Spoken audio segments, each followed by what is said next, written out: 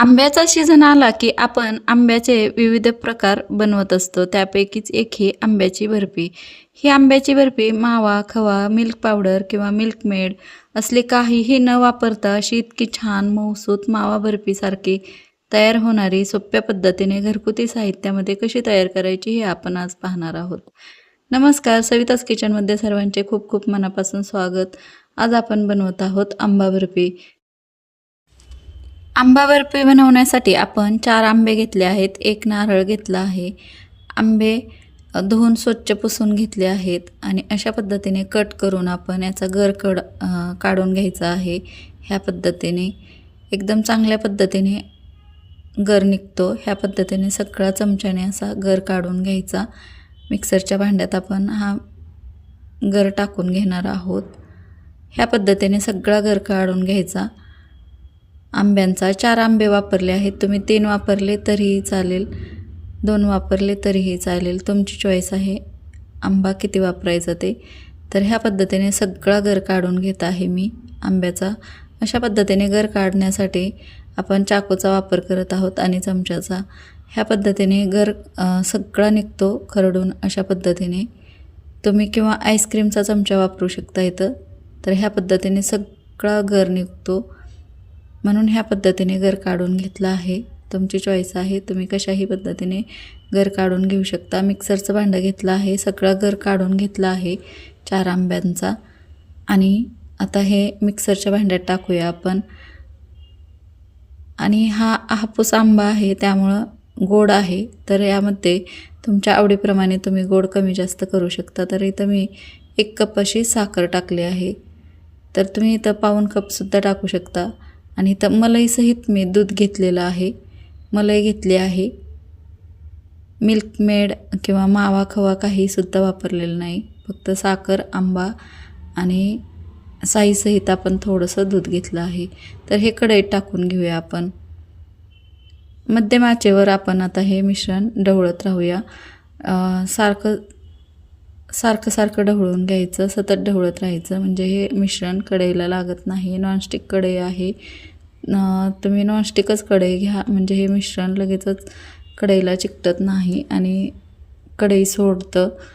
तर ह्या पद्धतीने मध्यम ते लहान आचेवर आपण ही आंबा बर्फी बनवत आहोत.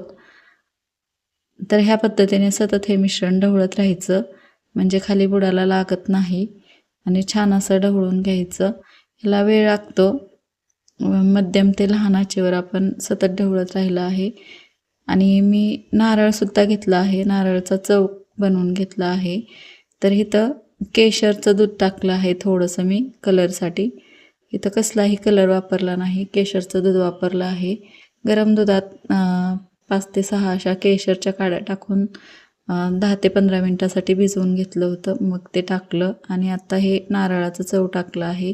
1 नारळ मोठा होता, त्याची पाठीची साल काढून आपण मिक्सरमध्ये नारळाचे काप टाकून चालू बंद करून नारळाचा चव बनवून घेतला. आणि आत्ता हा टाकला आहे, 1 कप असा भरला. तर अशा पद्धतीने हे मिश्रण तयार झाले आहे. आता 10 ते 12 मिनिट लागतात हे मिश्रण आटण्यासाठी, मध्यम ते लहान आचेवर. आणि सतत ढवळत राहायचं, म्हणजे हे मिश्रण छान असं उडत नाही, नाहीतर हातावर चटके बसतात. असं थोडा वेळ जरी ठेवलं ना आपण तर ते चटके बसतात. ह्या पद्धतीने बघू शकता छान असं मिश्रण आपलं घट्ट होत आलं आहे.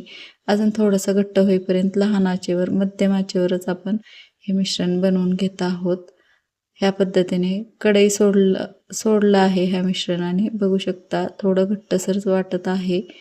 घट्ट होऊन द्यायचं. जर तुम्हाला जास्तच बर्फी कुटकुटीत पाहिजे किंवा जास्त मऊ नाही पाहिजे, तर तुम्ही हे मिश्रण अजून मध्यम ते लहान आचेवर मिश्रण चांगलं ढवळत राहून आटवून घ्यायचं, म्हणजे बर्फी आपली थोडीशी कडक होते. तर मऊ पाहिजे आपल्याला, मऊ आंबा बर्फी पाहिजे, त्यामुळे आपण मिश्रण हे जास्त घट्ट करून घेत नाही. ह्या पद्धतीने घट्ट होत आलं आहे. या ठिकाणी तुम्हाला जर मिल्क पावडर वापरायची असेल तर तुम्ही वापरू शकता, पण मी इथं वापरली नाही. घरच्या साहित्यात आपण ही आंबा बर्फी बनवत आहोत. आणि थंड गोळा असा ठेवायचा एका साईडला, थंड झाल्यावर पाहायचा, बोटांवर हा गोळा होतोय का नाही. जर झाला तर ही बर्फी आपण सेट करायला तयार आहे. मऊ लुसलुशीत अशी ही बर्फी होते नारळ आणि आंब्याची. तर तूप लावून घेतलं आहे एका ताटाला. हे मिश्रण छान असं घट्ट झालं आहे. पाहू शकता ह्या पद्धतीने घट्ट झालं आहे. तर अजून तुम्ही थोडा वेळ जरी थांबवून हे मिश्रण अजून थोडंसं घट्ट केलं तरीही चालेल. आणि हे थापून घेऊया एकसारखं आपण. खूप छान लागते, चविष्ट लागते. आणि आंब्याच्या दिवसात आंबा बर्फी बनवायला, ताज्या ताज्या आंब्याची बर्फी बनवायला खूप छान वाटते. तर ह्याला आपण सेट व्हायला ठेवलं होतं. रूम टेम्परेचरवरच अर्धा ते पाऊण तास ठेवलं होतं. थंड झाली की ही बर्फी आपली छान सेट झाली आहे. मऊसूत अशी तोंडात टाकताच अशी विरघळणारी ही आंब्याची बर्फी तयार आहे. जर तुम्हाला ही रेसिपी आवडली तर व्हिडिओला लाईक करा. सविताज किचन या चॅनलला सबस्क्राईब करा. मित्रमैत्रिणींसोबत शेअर करा. अशाच नवीन नवीन रेसिपी पाहण्यासाठी सविताज किचनला सबस्क्राईब जरूर करा. भेटू पुन्हा पुढच्या व्हिडिओमध्ये. व्हिडिओ पाहिल्याबद्दल खूप खूप धन्यवाद. तर आपली ही आंब्याची बर्फी खूप छान झाली आहे, चविष्ट झाली आहे. नक्की ट्राय करा घरी.